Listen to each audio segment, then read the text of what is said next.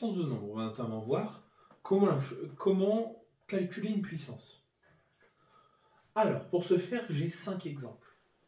On va voir le premier exemple, 3 au carré. La puissance d'un nombre au carré, un nombre mis au carré, ça va être ce nombre multiplié par lui-même. Donc, par exemple, 3 au carré, ce sera 3 fois 3. Et 3 fois 3, ça fait 9. Donc ça, c'est assez facile. En fait, ce qu'il faut retenir quand on met une puissance, c'est qu'on va recopier le nombre avec des multiplications autant de fois que la puissance indiquée.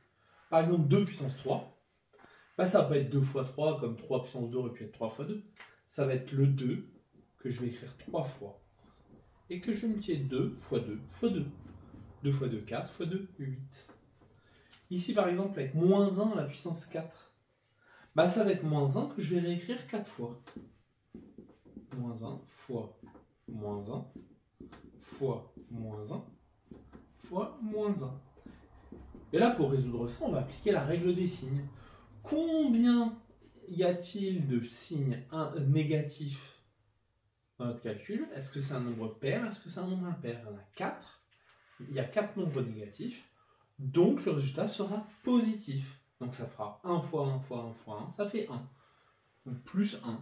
1. La réponse est 1. Ici, ça c'est quelque chose à connaître. N'importe quel nombre à la puissance 0, ça donnera 1.